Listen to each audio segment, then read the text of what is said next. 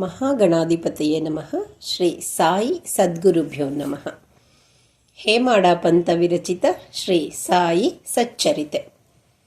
ಸದಾ ನಿಂಬವೃಕ್ಷಸ್ಯ ಮೂಲಾಧಿವಾಸಾತ್ ಸುಧಾಸ್ರಾವಿಣಂ ತೇಕ್ತಮಪ್ಯಮೃತಂ ತಂ ತರುಂ ಕಲ್ಪವೃಕ್ಷಾಧಿಕಂ ಸಾಧಯಂತಂ ನಮಾಮೀಶ್ವರಂ ಸದ್ಗುರುಂ ಸಾಯಿನಾಥಂ. ಶ್ರೀ ಸಾಯಿ ಸಚ್ಚರಿತೆ ಅಧ್ಯಾಯ 46. ಶ್ರೀ ಗುರುಭ್ಯೋ ನಮಃ.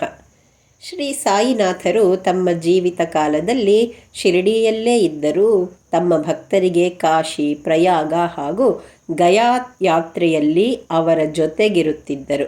ಶ್ರೀ ಬಾಬಾ ಅವರ ಪವಿತ್ರ ನಾಮಸ್ಮರಣೆಯಿಂದ ಪುಣ್ಯಕ್ಷೇತ್ರಗಳ ಯಾತ್ರೆಯ ಫಲ ಭಕ್ತರಿಗೆ ದೊರೆಯುತ್ತದೆ.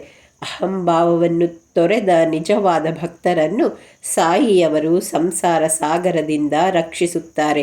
ಬಾಬಾ ಅವರನ್ನೇ ಸಂಪೂರ್ಣವಾಗಿ ನಂಬಿ ನಮ್ಮ ತನು ಮನ ಧನಗಳನ್ನರ್ಪಿಸುವುದೇ ಪರಮಾನಂದಕ್ಕೆ ಸುಲಭ ಸಾಧನವಾಗಿದೆ.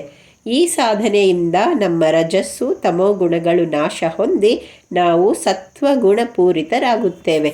ಸಂಪೂರ್ಣ ಶರಣಾಗತಿಯಿಂದ ನಾವು ಮನಸ್ಸಿನ ನೈರ್ಮಲ್ಯ ಹಾಗೂ ಅತ್ಯುತ್ತಮವಾದ ಶಾಂತಿ ಸುಖಗಳನ್ನು ಪಡೆಯುತ್ತೇವೆ. ಈ ಶರಣಾಗತಿ, ಭಕ್ತಿ ಹಾಗೂ ಜ್ಞಾನಗಳು ಅಮೂಲ್ಯವಾದವು. ಸಾಯಿನಾಥರು ತಮ್ಮನ್ನು ನಂಬಿದ ಭಕ್ತರೊಡನೆ ಹಗಲಿರುಳೂ ಇರುತ್ತಾರೆ ಎಂಬುದಕ್ಕೆ ಕಾಕಾದೀಕ್ಷಿತರ ಯಾತ್ರೆಯೇ ಸಾಕ್ಷಿಯಾಗಿದೆ. ಕಾಕಾದೀಕ್ಷಿತರು ತಮ್ಮ ಮಗನ ಉಪನಯನವನ್ನು ನಾಗಪುರದಲ್ಲಿ ಮಾಡಬೇಕೆಂದು ನಿಶ್ಚಯಿಸಿದರು. ಅದೇ ಸಮಯಕ್ಕೆ ನಾನಾ ಸಾಹೇಬರ ಮಗನ ಮದುವೆ ಆಗುವುದಿತ್ತು. ಇಬ್ಬರು ಬಾಬಾ ಅವರಿಗೆ ಗೌರವ ಆಹ್ವಾನ ನೀಡಬೇಕೆಂದು ಶಿರಡಿಗೆ ಬಂದರು. ಬಾಬಾ ಅವರು ಶ್ಯಾಮ ಅವರನ್ನು ಜೊತೆಗೆ ಕರೆದೊಯ್ಯುವಂತೆ ತಿಳಿಸಿದರು. ಅವರೊಂದಿಗೆ ಅಪ್ಪ ಖೋತೆ ಅವರು ನಾಗಪುರಕ್ಕೆ ಹೊರಟರು. ಕಾಕಾ ಸಾಹೇಬರು ಶ್ಯಾಮ ಅವರಿಗೆ 20 ರೂಗಳನ್ನು ಮತ್ತು ನಾನಾ ಸಾಹೇಬರು 100 ರೂಪಾಯಿಗಳನ್ನು ನೀಡಿದರು. ಶ್ಯಾಮ ಅವರು ಮೊದಲು ಅಯೋಧ್ಯ ಹಾಗೂ ಕಾಶಿಗಳನ್ನು ಸಂದರ್ಶಿಸಿದರು. ಅಯೋಧ್ಯೆಯಲ್ಲಿ ಅವರು 21 ದಿನಗಳು ತಂಗಿದ್ದರು. ಕಾಶಿಯಲ್ಲಿ 2 ತಿಂಗಳಷ್ಟು ದೀರ್ಘಕಾಲ ಅವರಿದ್ದು ಗಯಾಕ್ಕೆ ತೆರಳಿದರು.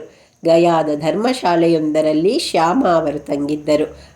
ಆಗ ಅಲ್ಲಿರುವ 2 ಆಡುಗಳಿಗೆ ಬಾಬಾ ತನ್ನ ಬಳಿ ಇದ್ದ ಹಣದಲ್ಲಿ ಕಡಲೆಕಾಯಿ ತರಿಸಿ ಅವುಗಳಿಗೆ ತಿನ್ನಲು ನೀಡಿದರು. ಇದಾದ ನಂತರ ಅದರ ಮಾಲೀಕನಿಗೆ ಅವುಗಳನ್ನು ಹಿಂದಿರುಗಿಸಿದರು. ಭಕ್ತರು ಈ ಬಗ್ಗೆ ಪ್ರಶ್ನಿಸಿದಾಗ ಬಾಬಾ ಆಡುಗಳಿಗೆ ಸಂಬಂಧಿಸಿದ ಪೂರ್ವ ಜನ್ಮದ ಬಗ್ಗೆ ತಿಳಿಸಿದರು. ಇವು ಹಿಂದಿನ ಜನ್ಮದಲ್ಲಿ ಅಣ್ಣ ತಮ್ಮಂದಿರಾಗಿ ಬಾಬಾ ಅವರ ಸ್ನೇಹಿತರಾಗಿದ್ದವರು. ಹಿರಿಯನು ತುಂಬ ಸೋಮಾರಿಯೂ ಚಿಕ್ಕವನು ಬುದ್ಧಿಶಾಲಿಯೂ ಆಗಿದ್ದನು.